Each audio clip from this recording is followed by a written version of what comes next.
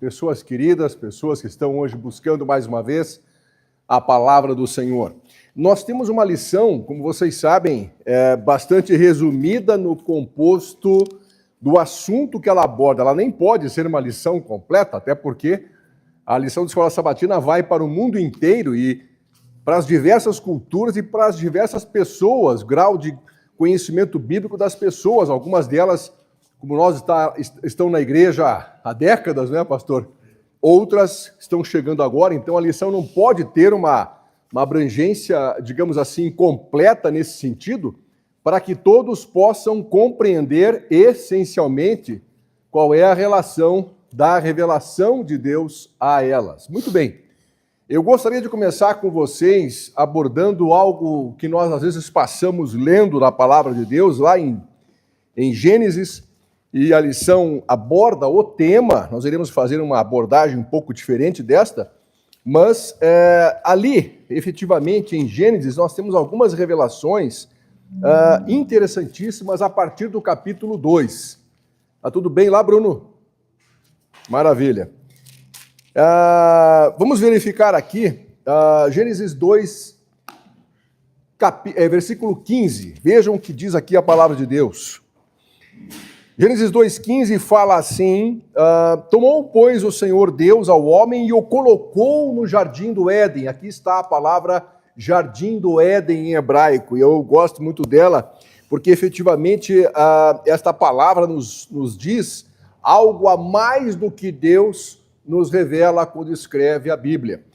Ela fala algo muito maior do caráter de Deus, e isto impressiona, isto nos comove, porque o amor de Deus por nós é literalmente infinito. Mas antes de chegarmos no hebraico, olhemos ali: tomou, pois, o Senhor Deus ao homem e o colocou no jardim do Éden para o cultivar e para o guardar.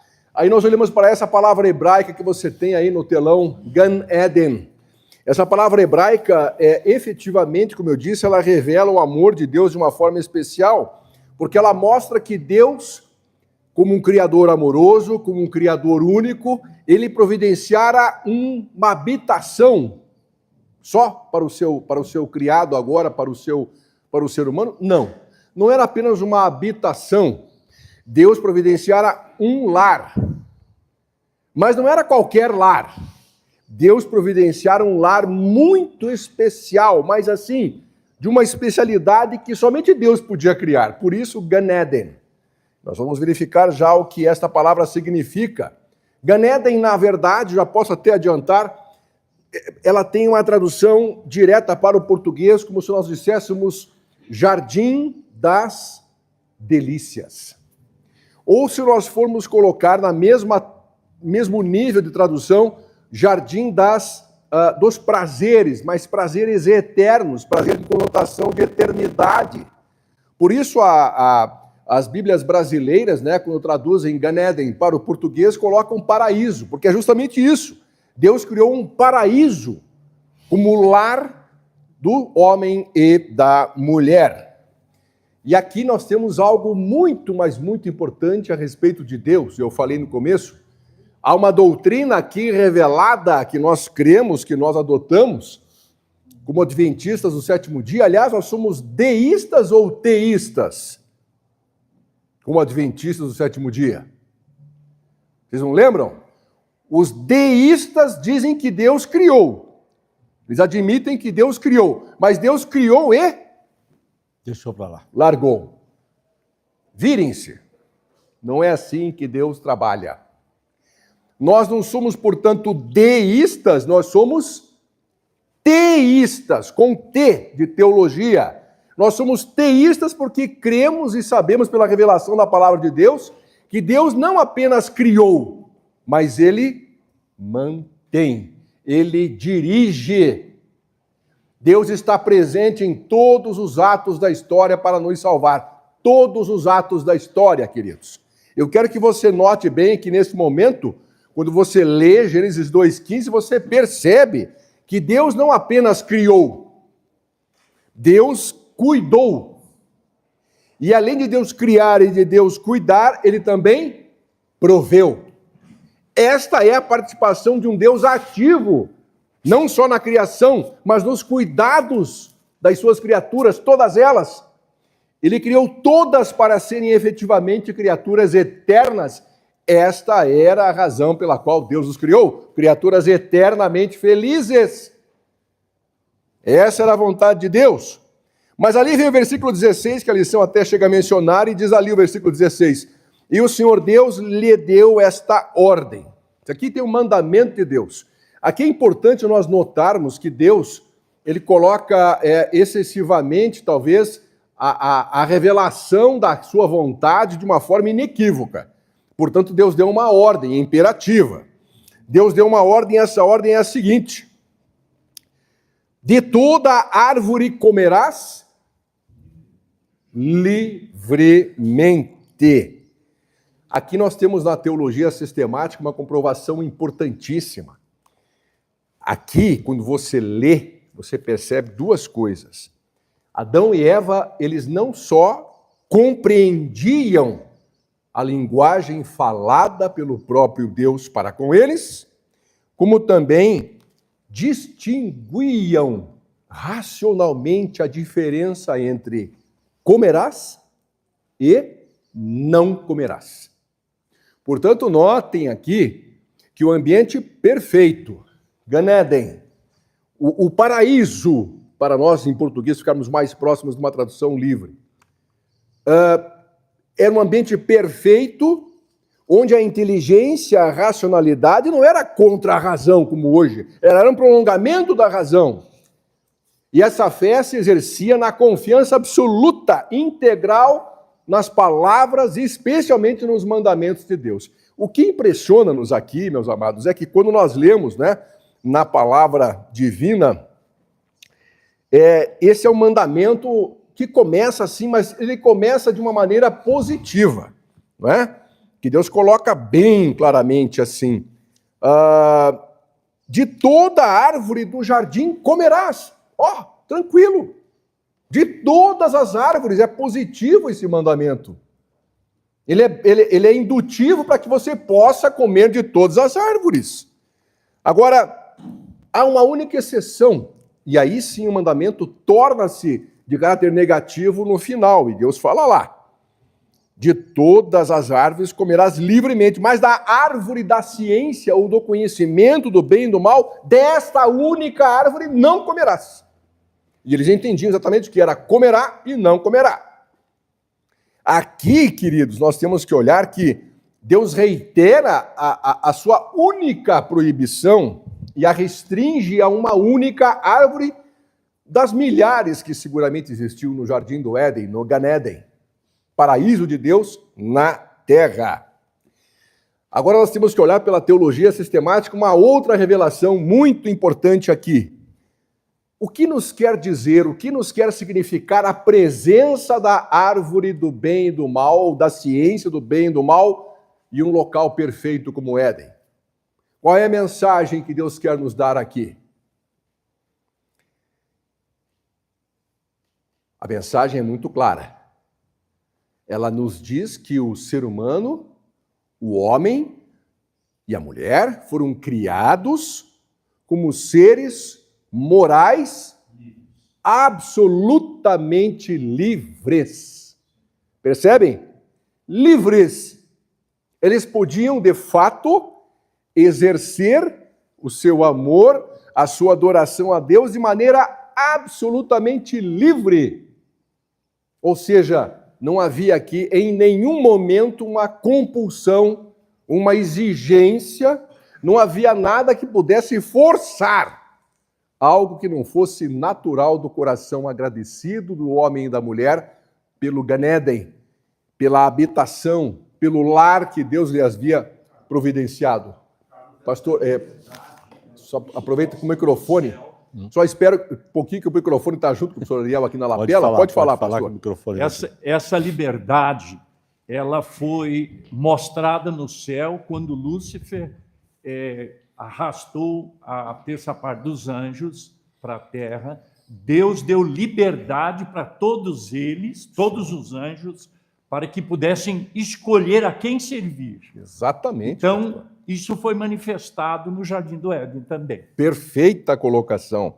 Vejam, na trilha do que falou o nosso querido pastor, como um ser moral livre. Adão e Eva possuíam conhecimento da lei de Deus ou não? Claro que possuíam. E como possuíam? Na própria consciência. Irmã? Eu acho que desde... Marcele, eu ia completar, mas a irmã falou antes. Irmã Marcele, por favor. Desde da história, né, de Lúcifer no céu, Adão e Eva, e até hoje, Deus tem se empenhado em nos ensinar que a liberdade, a escolha, ela traz uma consequência. Exatamente. Lúcifer escolheu se rebelar contra Deus. Adão e Eva escolheu comer do fruto proibido. Eu gostei muito dessa sua parte, mas continue, já vou falar sobre ela. E nós continuamos escolhendo até hoje. Mas cada escolha nossa, em busca dessa liberdade, ou em busca dessa autonomia, em busca dessa, né, eu me mando, tem uma consequência. E a gente tem a cabeça dura e não tem aprendido, não é mesmo? Perfeito, irmã Marcele, perfeito. Sabe que aí, nessa mesma caminhada que a irmã Marcele abriu, nós temos aqui que a árvore significava, portanto, muito mais do que uma proibição de Deus.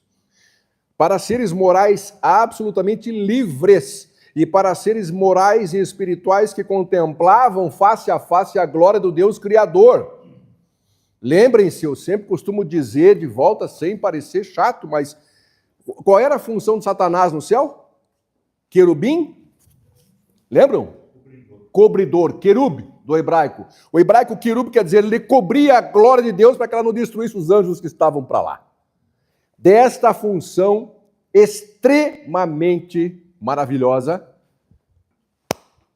este ser abdicou. E abdicou através do mistério da iniquidade. Eu falei na semana passada com um irmão aqui, Deus não criou o mal. O mal não é pré-existente. Um Deus de amor perfeito, um Deus moral, um Deus espiritual, jamais criaria a possibilidade de uma semente do mal na sua própria criação. Mas ele deixou todas as suas criaturas como seres morais e espirituais livres. Portanto, qualquer uma delas, como foi infelizmente o caso do querubim caído, e que caiu com a terça parte dos anjos do céu e que poluiu este mundo de uma maneira tal que cobriu este planeta aqui de sepulturas, nunca isto foi plano de Deus. Pois bem, irmã Marcele me deu uma dica interessante, minha mente pulou aqui para 2 Coríntios 11, 3. Vamos lá, queridos, rapidamente, está no contexto da nossa lição. 2 Coríntios 11, 3. Irmã Marcele mencionou ali que Eva foi enganada. 2 Coríntios 11, 3 fala assim o apóstolo Paulo: mas receio que assim como a serpente enganou a Eva. Aqui, queridos, eu só mencionei porque Eva, de fato, foi... A Bíblia fala, hein? Ela foi enganada. Mas e Adão? Percebem? Adão não foi enganado. Duro, né? Mas Eva, sim, ela pisou o terreno encantado pelo inimigo. A partir dali, a conversa era outra. Havia um poder sobrenatural atuando naquele espaço ali. Por isso eu digo a meus amigos, irmãos, jovens, cuidado com o lugar pelos quais vocês andam. Digo aos adultos também, viu? Há alguns adultos que precisam ouvir esta dica, digamos assim, de salvação, né, professor Elião? Cuidado por onde você anda. Cuidado mesmo. Porque Eva estava num local perfeito. Satanás, antes de ser Satanás, estava num local perfeito. Num local onde nós nunca poderíamos conceber racionalmente e mesmo espiritualmente o surgimento do pecado, mas foi lá que surgiu, no céu. Se existe um paradoxo neste mundo, o pecado surgiu no céu. Se existe outro paradoxo nesse mundo, o pecado surgiu no Éden, entre os seres humanos. Locais perfeitos. Sem nenhuma tendência, nenhum filigrama de mal. Outro detalhe importante, com a queda, Os seres humanos, Adão e Eva, especificamente naquele instante, perderam algo muito importante. Eles perderam a presença de Deus. A presença pessoal de Deus. Irmã Marli, professor Ariel, por gentileza. Bom dia. Irmã Marli, pode falar. Então, o interessante é quando a gente entende que Adão não foi enganado. Eu imagino que faltou confiança em Deus. Exato. Porque quando Eva voltou, Adão já sabia o que ela tinha feito. E aí ele pensou, como eu vou viver sem esse ser maravilhoso, esse presente que Deus me deu?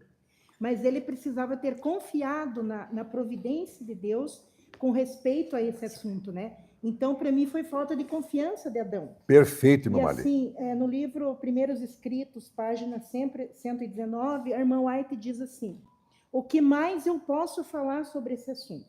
Sobre a gravidade de você não obedecer às leis de Deus. Quando você não obedece, quando você não entende, você entra em letargia e você não consegue mais discernir, né? Então é um apelo que ela faz, inclusive, para a igreja, né? Especialmente da igreja. Eu estou aqui, nesse momento, irmãos, pedindo que vocês deem um sorriso. Vamos registrar aqui essa nossa lição de escola sabatina e eu já vou explicar por quê. Aqui, ó. Por que eu tirei essa foto? Já vou explicar. Irmã Marcele quer fazer uma participação, professor Ariel. Irmã Marcele ali está para fazer outra participação. Deixa o microfone chegar aí. Eu gostaria até, talvez, longe de mim ser leviana na minha colocação, mas, como a irmã ali citou, eu acredito que Adão amou mais a Eva do que a Deus. Perfeito. E assim nós continuamos fazendo. Perfeito. Amamos muito mais outras coisas hoje do que a Deus. E isso, e a consequência da escolha de Adão, de ter amado mais a Eva que a Deus, foi tê-lo tirado desse lugar perfeito onde ele estava. E talvez isso nos tire do céu também. Olha, irmã Marcele, parabéns pela sua colocação. Qual é aquela pergunta que é tida como a pergunta mais contundente pelos rabinos no judaísmo? É a pergunta mais dura que Deus dirige a um ser humano no judaísmo. Eu estava lá, antes de estar aqui, obviamente, não conhecia a verdade, mas eu ouvia e nós tremíamos quando líamos isso em Bereshit. Bereshit é a palavra hebraica para no princípio. O livro da Gênesis chama-se Bereshit, no princípio em hebraico. A palavra mais, ou a frase mais dura, mais contundente que Deus disse ao ser humano é: onde estás? Onde estás? Porque Deus sabia onde Adão e Eva estavam. Deus é onisciente, onipotente, onipresente. Deus é todo-poderoso. Mas onde estás significa onde está o teu coração. Perdão. Onde está a tua vontade? Onde está o teu amor? Onde está a tua lealdade? É a mesma pergunta que Deus faz hoje, como muito bem observou a irmã Marcele, para nós todos. Onde estás? Olha, nós estamos em uma era extremamente secularista e tecnológica. A nossa vida é digitalizada. Por isto, os últimos acontecimentos serão rápidos, porque tudo é rápido na era digital, percebem? Tudo em tempo real. Raciocine, reflita, vinde e arrazoemos, diz o Senhor. Deus perguntou a Adão, onde estás? E essa pergunta, onde estás, continua sendo feita milênio após milênio até hoje. Como muito bem observou a irmã Marcele, Deus continua buscando salvar, mas agora, por causa do pecado, ele estabeleceu uma forma de falar com o ser humano, uma forma de se comunicar com o ser humano, que é através do Nabi. O Nabi é ou são os, palavra hebraica para profetas. Agora, Deus estabelece profetas e eles irão falar em nome do Senhor para conosco. Hoje, eu tenho uma dica para vocês que estão aqui nos vendo pela internet agora e a vocês que estão aqui na igreja fisicamente conosco. Queridos, toda vez que você abrir a palavra de Deus, que é uma dica importante para uma leitura devocional, sabe como é que eu leio as cartas do apóstolo Paulo? No lugar de irmãos, eu coloco o meu nome. Carlos Aurélio Menarim. Como se Paulo escrevesse para mim, e de fato Paulo escreveu para mim também, ele escreveu para vocês, para cada um de vocês. Quando você lê a palavra de Deus como Deus escrevendo para você, você vai ver a Bíblia com outros olhos. Você verá a estrutura da revelação de Deus especial para você, porque Ele quer salvar você, Deus quer nos salvar. Deus não quer que nós nos percamos, de jeito nenhum. E a maior prova disso é Jesus. Sabe, olhando para a lição de uma maneira teológica, como nós estamos fazendo aqui, ocorre a queda. Deus agora estabelece que não fará coisa alguma sem antes revelar os seus segredos aos profetas, Amós 3,7. Mas a pergunta que permanece na mente de cada um de nós é: seria possível vencer o pecado após a queda? Isso antes de Jesus ou antes do Espírito Santo? Seria possível naquele ambiente que nós sabemos onde acabou a queda? A queda acabou no dilúvio, na extinção daquelas pessoas, porque não havia mais que Deus pudesse fazer. Deus Todo-Poderoso não podia mais salvar, porque o seu poder estava ali disponível, mas aquelas pessoas não queriam mais saber de salvação, rejeitavam a salvação, e assim está o mundo hoje. Eu costumo repetir em todas as igrejas, existe um termo hoje que não existia até algum tempo atrás, mas há pessoas neste mundo que são cristofóbicas. O mundo estava cristofóbico, então Deus o enterrou de uma maneira diferente, com um dilúvio de água. Desta próxima vez será um dilúvio de fogo, para purificar mesmo. Só que eu quero que você olhe, não havia como vencer, então? A queda propiciou uma mudança na natureza humana tamanha que nós não podíamos mais olhar ninguém vencendo o pecado. Gênesis 5, versículo 24. Gênesis 5, 24 nos prova o contrário. Gênesis 5, 24 nos diz: andou Enoque com Deus e já não era, porque Deus o tomou para si. Que algo impressionante. Não só Enoque, é claro, mas Abraão, Noé, mesmo naquele ambiente refratário a Deus, Deus podia ter pessoas remanescentes. O que esta igreja é na história?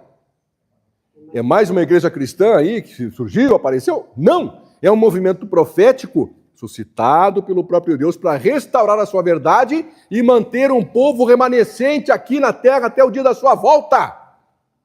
É por esta razão que eu e você nos chamamos adventistas do sétimo dia. Quando a igreja acordar para essa realidade espiritual e profética, nós mudaremos a nossa forma de trabalharmos para Deus e por Deus. Agora, eu quero chamar a atenção de vocês porque Deus fez uma profecia através de um profeta, ao qual ele chamou ainda jovem. E esta profecia, ela começa nos dias de Babilônia e se estende até os nossos dias. Quero pedir lá para a equipe técnica, por gentileza, para passar o nosso próximo slide no telão, por gentileza. Deus estabelece esta profecia, e eu vou dizer uma coisa em relação a esta profecia. Muita gente passa por cima dela muito rápido e esquece dos detalhes dela. Essa profecia aqui nos ensina muito, porque essa profecia foi feita por quem? Ela foi interpretada, foi um sonho que Deus deu a um rei pagão, e vem Daniel e interpreta o sonho profeticamente e fala tudo sobre esta profecia, que eu repito, hein? Ela começou nos dias de Babilônia e se estende até quando?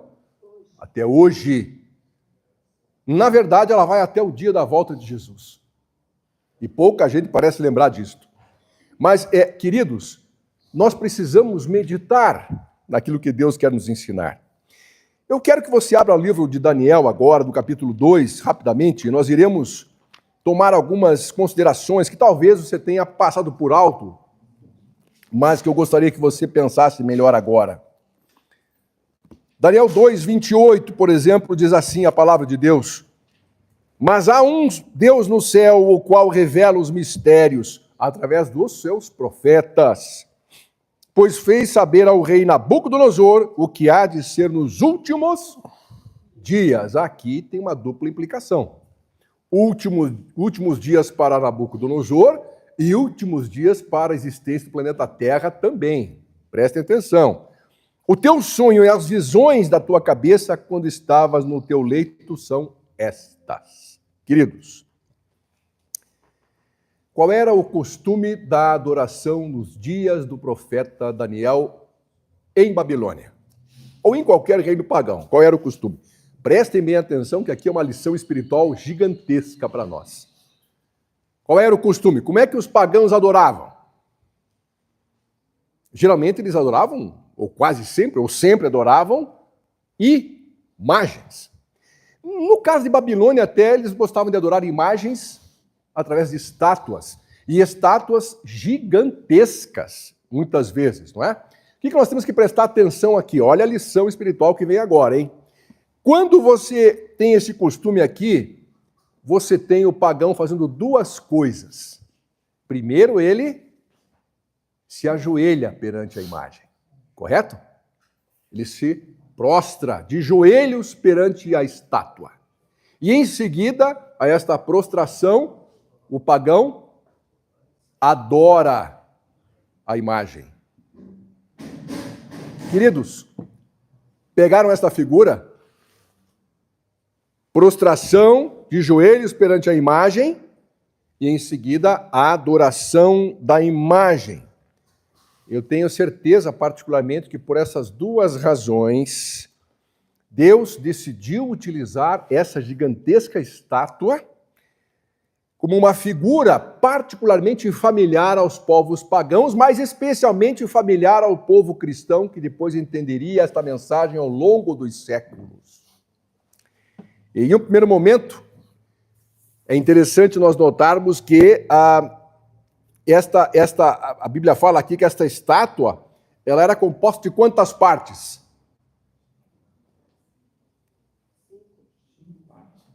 E se eu disser que eram 4? Pode ser também? Vamos trabalhar com 4, eu vou explicar por quê. Porque o rei viu, na verdade, prestou atenção, na verdade, em 4 partes dessa estátua. A cabeça, que você vê lá na imagem, né? Peito e braços, ventre e coxas e, por fim, as pernas. Por que 4? E por que eu mencionei 4? Porque, primordialmente, esta imagem conteria 4 tipos de metais diferentes. O quinto não é metal só. Então, ele não entra no cômputo da imagem numa sequência única, né, pastor? 4 metais diferentes. Vamos lá. Ouro, prata, bronze e 4 metais diferentes. Se eu tenho aqui 4 metais diferentes, queridos, nós temos aqui uma lição imperiosa. O ouro é muito valioso para quê? Para ornamento. O ferro é muito valioso para quê? Armamento. Isso nos mostra uma diferença grande entre o primeiro e o último reino. Né? Mas esse é um ponto apenas de curiosidade. Quero entender com você aqui junto agora que efetivamente falta uma parte na estátua. A irmã Iracema até mencionou ali, né? Falta uma quinta etapa, né? Uma quinta fase, uma quinta parte da estátua. E essa parte que falta não mencionei de propósito, né? Eram os pés e os dedos da estátua.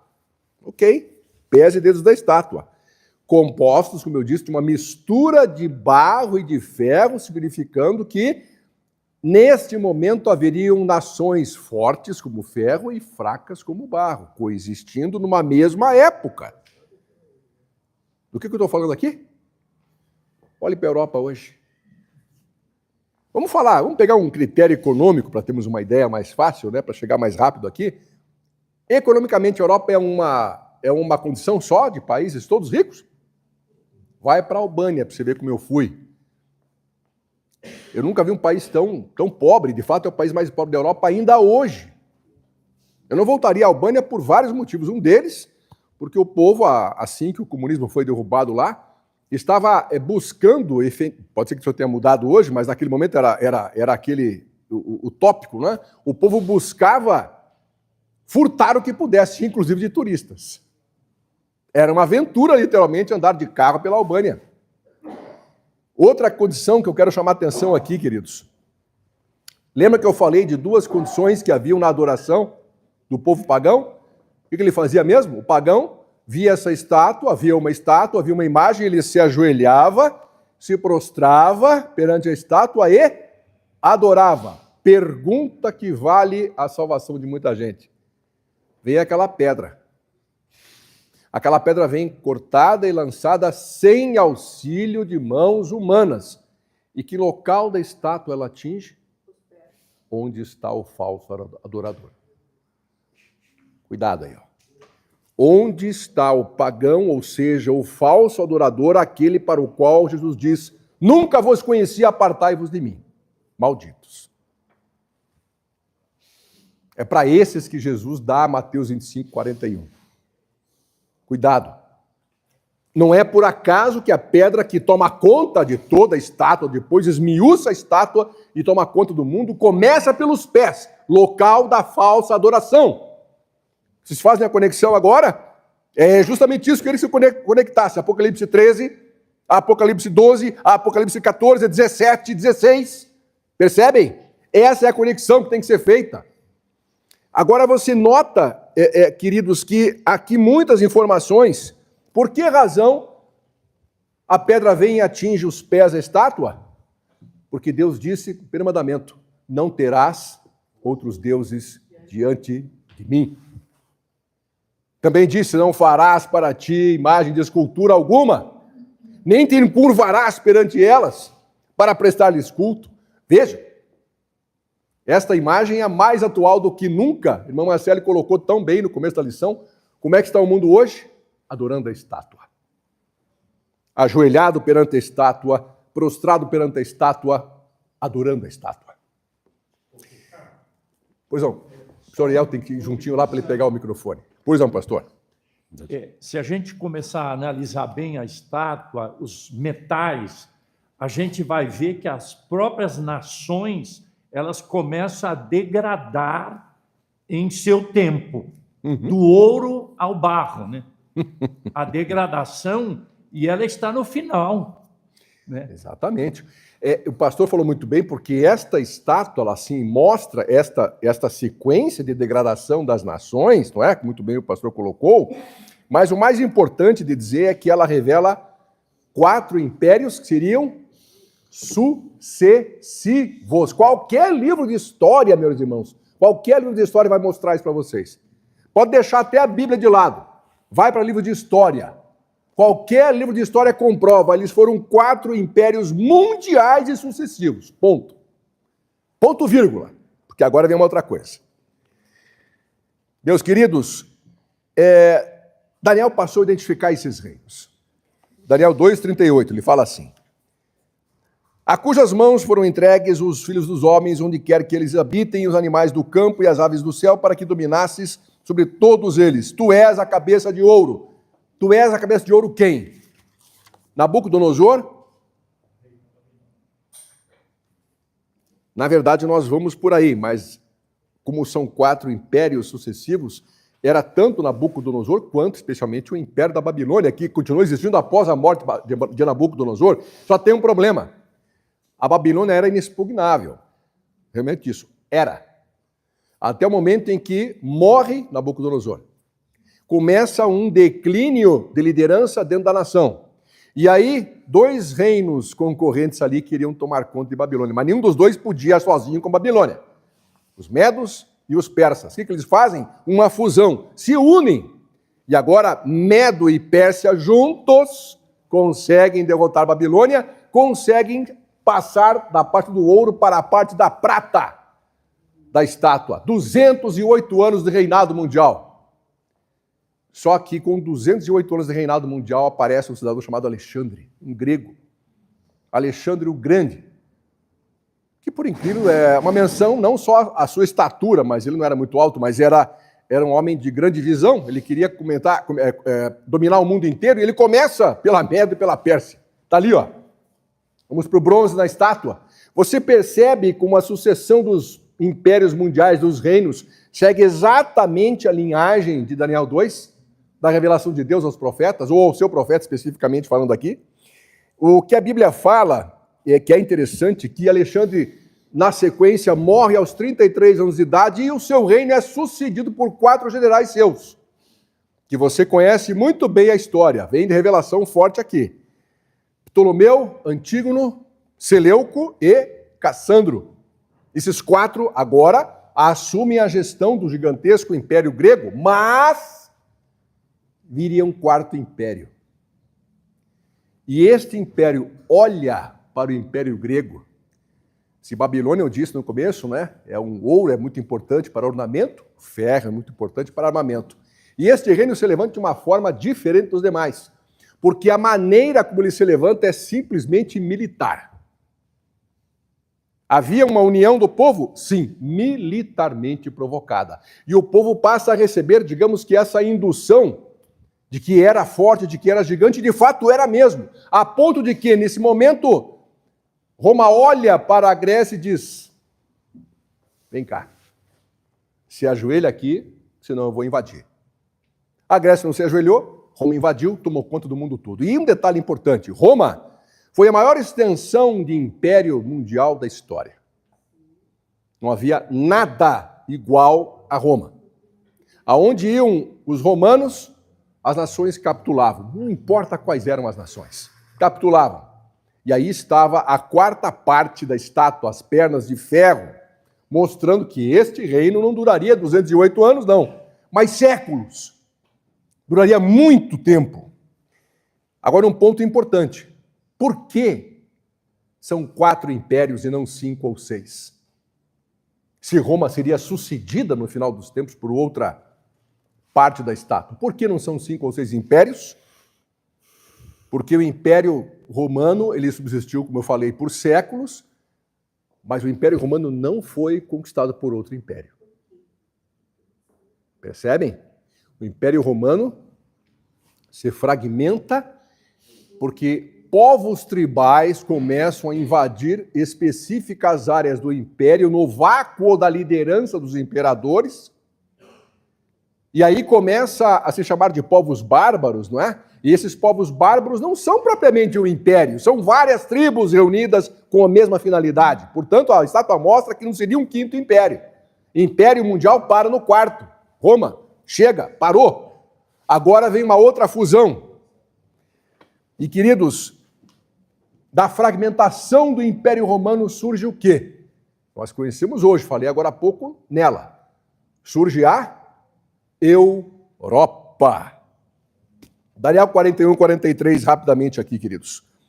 Quanto ao que viste dos pés e dos artelhos em parte de barro e de oleiro e em parte de ferro, será esse um reino dividido. Olha, Daniel é específico, eu falei que a profecia é específica, hein? Seria um reino dividido. Contudo, haverá nele alguma coisa da firmeza do ferro, pois que viste o ferro misturado com o barro do lodo. Como os artelhos dos pés eram em parte de ferro e em parte de barro, assim, por uma parte o reino será forte, por outra parte será frágil. Inclusive, economicamente, isso é uma realidade. Inclusive, culturalmente, é outra realidade. Inclusive, militarmente, é outra realidade. Versículo 43. Quanto ao que visto do ferro misturado com o barro de lodo, misturar-se-ão mediante casamento. Olha que profecia específica impressionante aqui. Meus amados, como é que eles se uniam? Ou se uniriam? Mediante casamento. O que é que você abre no livro de história e vê que as famílias reais fizeram na Europa, especialmente para manter a paz entre as nações diferentes que eles eram? Casamentos reais. Lembram disso? A rainha X tinha um príncipe, o príncipe X casava com a princesa X, e assim imaginava-se que por tratados e casamentos, como fala a palavra de Deus, essa profecia específica, não teríamos guerra, não teríamos problemas, a paz seria constante. Foi assim que funcionou? Não. 1914 acontece o quê? De 14 a 18? Primeira Guerra Mundial. Bacana essa estratégia, né? Funcionou bem. O que aconteceu na Primeira Guerra Mundial? Bom, porque a Bíblia dizia que não ia ser assim, que eles estavam pensando. Tem mais aqui, queridos? Olha, que coisa impressionante, não é? Misturar-se-ão mediante casamento, mas não se ligarão um ao outro. Agora eu quero chamar a atenção aqui para vocês, porque a profecia, como disse, é específica, maravilhosa, ela é portentosa, vamos colocar assim. Slide lá, por favor, irmão. Próximo slide, por gentileza. Alguém conhece esse cidadão aqui? nós temos um imperador, Paulo de Globo. Eu estive na cidade de Aachen, na Alemanha, só para conhecer a catedral e o sepulcro desse cidadão que a Igreja Católica chamava de Carolus Magnus. O que esse cara fez aqui? Esse cidadão foi o primeiro imperador pós-romano a tentar reunificar a Europa. Como é que ele fazia isso? Bom, ele usava a influência dele, pessoal, do seu reino, usava a influência da Igreja Católica, e se não funcionasse nenhuma coisa nem outra, a força. Magnus, por assim se dizer, nós chamamos de Carlos Magno no português, né? Mas Carolus Magnus trabalhou muito bem até certa altura. Ele foi angariando, ora por consenso, ora por militarismo, as nações que estavam na Europa. Mas o que as conquistas militares ou territoriais de Carlos Magnus nos mostraram é que logo, logo haveria um paradeiro para a sua campanha, porque aos 72 anos de idade, repentinamente, Carolus Magnus faleceu. E a reunificação da Europa morreu com ele. Por que aconteceu isso? Lembram-se que fala a profecia? Lembram-se? Acabamos de ler aqui, ó, Daniel. Acabamos de ler aqui. Então, misturar-se-ão mediante casamento, mas não se ligarão um ao outro. Veio na sequência um outro cidadão. Próximo slide lá, por favor. Vocês conhecem a história, fala muito dele. É outro Carlos. Mas não é Darim, não, viu? Isso é o Carlos V. Bom. O que esse camarada fez? A mesma coisa que Carolus Magnus. Vamos reunificar o continente europeu? Olha, sob Roma, a Europa era uma só, o mundo era um só. Vamos começar pela Europa e vamos extinguir essa divisão que há na Europa e passarmos para os demais países do mundo. Seremos uma só nação novamente. E Carlos V contou com um apoio ainda mais evidente, mais maciço da Igreja Católica. A história menciona, a história fala, não é? E ele estava efetivamente conseguindo angariar a simpatia junto com o Papa das demais nações resistentes. Porém, chegou o momento em que, aos 58 anos de idade, Carlos V morreu. Inesperado. E a reunificação da Europa morreu com ele. Mas aí vem um terceiro camarada na história. Vamos lá para o próximo slide, por favor. Como é que a profecia se cumpre? Esse aqui vocês conhecem bem, né? Napoleão. Ellen White, nos primeiros escritos, fala que este cidadão estará na grande multidão que cerca a Nova Jerusalém. Está em primeiros escritos essa visão dela. Então esse camarada aqui está perdido, né? O que esse cidadão fez? Bom, esse aqui você conhece, porque esse aqui começou literalmente a tomar países da Europa num ritmo frenético. E acontece que quando se aproximavam as legiões ali de Napoleão, como se chamava o nome dele na realidade, não é? As nações tremiam, que sabiam que era uma guerra direta e impiedosa. Era uma guerra cruel, inclusive, com alguns artefatos que a gente não tem tempo para mencionar aqui, mas, digamos assim, da tortura à morte pública de pessoas para impressionar, para levar as pessoas a entenderem. Não era um imperador, propriamente era um general, mas com poderes de imperador. E vocês conhecem bem a história, ele foi muito bem, ele estava reunificando a Europa, sim, até o momento em que ele vai para uma batalha lá na Bélgica, em um local chamado Waterloo. E sabe o que ele pensou? Ele disse assim, olha, nós vencemos nações muito maiores do que isso aqui. Não se preocupem, vamos lá, tomar esse povo, tomar esse resto de povo ali e acabou a história. Foi assim? A primeira derrota fragorosa que ele tomou em sua vida foi em Waterloo. Você vai lá hoje naquele campo onde ele perdeu a batalha, você olha assim, aparentemente um local tão pequeno, em vista dos outros locais que ele lutou com a sua cavalaria, com o seu exército, mas ali estava se cumprindo uma profecia de Daniel 2. Porque a partir daquele momento, Napoleão adquiriu uma úlcera que começou literalmente a devorá-lo por dentro. E aos 51 anos de idade morreu Napoleão, e com ele morreu a reunificação da Europa. Parou aqui? Não. Próximo slide, por favor. Esse vocês também devem conhecer. Alemão, Imperador Wilhelm II. O que esse camarada fez? Ele foi o último imperador da Alemanha e também o último rei da Prússia. E esse camarada trabalhou de maneira diferente. Ele trabalhou literalmente encostando-se na Igreja Católica e tomando conta do clero dos países através da Igreja Católica. E como um católico praticante, ele começou a impor no credo católico, inclusive, que a Alemanha seria a casa da Igreja Católica, não o Vaticano. Aliás, você sabe que uma coisa é interessante notar que a Prússia teve um papel importantíssimo nessa história, mas a gente não tem tempo de fracionar a história aqui. Porém, esse cidadão também tentou reunificar a Europa. E tentou da mesma maneira que os outros. Até o momento em que era possível diplomaticamente, ele ia. Depois, militarmente, ele fazia. Ele cunhou a expressão Império Alemão. Esse camarada aqui. Só que havia uma profecia que dizia que ele não conseguiria adotar o seu imperialismo europeu. E, na verdade, ele morreu de um infarto fulminante na Holanda, quando justamente fazia parte de uma campanha de conquista daquele país. Morreu Wilhelm II e com ele morreu a reunificação da Europa. Percebam, nós estamos olhando aqui o cumprimento de uma profecia. Deus não se deixa esclarecer. Aquilo que o homem semear, isto colherá. Último slide, por gentileza. O último que tentou reunificar a Europa.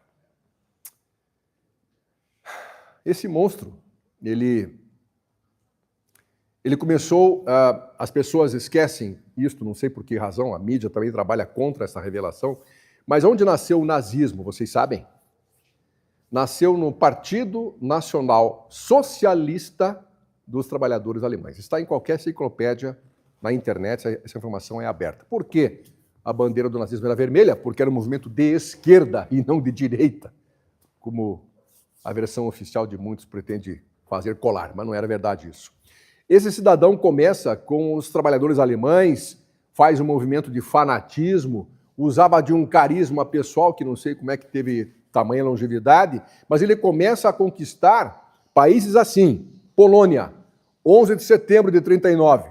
Ele havia assinado um tratado de paz com a Polônia. O que aconteceu com a Polônia, que faz fronteira com a Alemanha?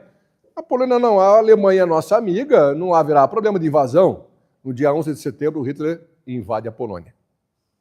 E a partir da Polônia foi o resto do país. E o resto do país ali, que eu digo, é o resto da Europa. Lembre-se daquela célebre imagem desse cidadão aqui no Arco do Triunfo em Paris? Ele esteve lá em cima. Ele olhava e dizia assim, pois é, tudo agora é nosso. Eu não vou entrar no mérito aqui da versão final oficial da morte de Hitler, porque eu creio que ele não morreu, nem se matou tampouco. Nós temos indícios bem suficientes, bem concretos, de que ele morreu aqui na Argentina. Infelizmente, grande parte do primeiro escalão escapou. Quem conhece o caráter desse monstro saberia que ele jamais se suicidaria. Então, a versão oficial não é a versão crível, eu não creio nela. Mas esse foi o último cidadão que tentou reunificar a Europa. Havia uma profecia que dizia claramente que isto não aconteceria. E eu poderia colocar aqui mais algumas informações, como, por exemplo, esse grande movimento aí do euro. Lembram-se dele, né? Nossa, eu lembro, estava lá, quando surgiu o euro. Nossa, o euro vai acabar com o problema político. Agora sim, seremos economicamente uma só nação de novo. Aí o euro estava naquele ritmo maravilhoso, o que acontece? Brexit. O que acontece? Rompimentos. Não adianta, a profecia é evidente, a profecia clara, não será dessa maneira. E aí, queridos, eu tenho um último slide, por favor. Daniel começou a ver, Daniel 2 falamos até aqui, temos que concluir, mas Daniel 7 chama atenção para uma imagem que o anjo destaca e que Daniel se surpreende muito mais, o tal do chifre pequeno, o anticristo.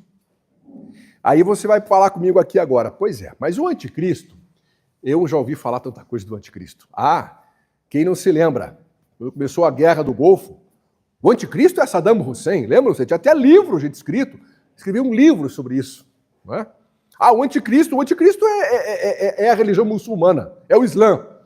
Também tinha livro disso. Eu ganhei um deles, inclusive. Só que o que Daniel viu e o que a palavra de Deus explica é que o anticristo, este que perseguiria o povo de Deus, especialmente agora que a profecia de Daniel 2 vai terminar com a volta de Jesus, está em vigência, portanto, ainda. O que a palavra de Deus explica é que o anticristo não pode ser uma pessoa de origem muçulmana. Por mais refratário que seja o Islã, a Bíblia. O anticristo não pode ser um ateu. Por que eu digo isso? Porque está na Bíblia. Já vou provar.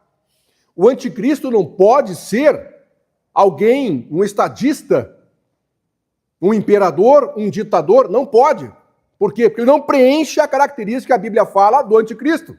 E qual é a característica da Bíblia, que a Bíblia traz do anticristo? Vamos abrir juntos lá e vamos ver. Prova bíblica. 1 João, capítulo 2. Finalzinho da Bíblia, queridos. 1 João, capítulo 2. Quero que você preste muita atenção aqui. 1 João, capítulo 2. Notem bem o que fala aqui a partir do versículo 18. Olha lá. Filhinhos. Esta é a forma que João chama, conclama a todos nós, não é? Filhinhos. Já é a última hora. E como vistes que vem o anticristo. Cuidado aqui. Nós temos figuras de anticristos no plural. E nós temos ali o gnosticismo surgindo na igreja apostólica. Eram pessoas que estavam negando que Jesus veio em carne, ou seja, eram pessoas cognominadas como anticristos no plural. Mas aqui João fala do anticristo, singular. Vamos lá. Também agora muitos anticristos têm surgido, ele menciona, pelo que conhecemos que é a última hora. Agora vem a revelação. Agora vem a revelação. De onde surge o anticristo? Versículo 19. Eles saíram Nosso meio. do nosso meio. Então, o anticristo, nesse sentido, é um ex-cristão. É um poder que esteve um dia conosco, mas ele sai, ele apostata. Chifre pequeno. Vocês notam a conexão que existe agora entre guardar os mandamentos de Deus e a fé exclusivamente em Jesus, o que está acontecendo hoje nesse movimento? Que pisa a lei de Deus de uma maneira clara. O último texto aqui, não quero tomar meu tempo, que já acabou, na verdade.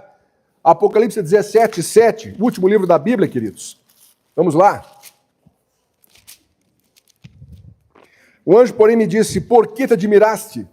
Dir-te-ei o mistério da mulher e da besta que tem as 7 cabeças e os 10 chifres que leva a mulher. Esta é a única oportunidade em que João, durante uma visão, fica espantado. Ele vê que a igreja, que até então tinha fugido da perseguição papal para o novo mundo, para a nova terra, ela apostata de uma maneira tal que ela agora está literalmente comandando a besta. Meus queridos, meu tempo infelizmente terminou, o assunto é vasto, é denso, mas numa próxima oportunidade, vamos juntos então concluir essas considerações. O importante é, Daniel 2 é uma profecia de cumprimento atual. Não parou na estátua, porque a estátua está vigente hoje nos pés e nos dedos. Que Deus nos abençoe e nos ajude para que nós sejamos ou estejamos entre aqueles que efetivamente não se curvarão à estátua, mas exclusivamente se curvarão a Jesus no dia da sua volta. Esta é minha oração em nome de Jesus para vocês que estão aqui e aos que estão na internet nos assistindo agora. Amém. Muito bem. Nós estamos concluindo a Escola Sabatina. Vamos ficar em pé para ter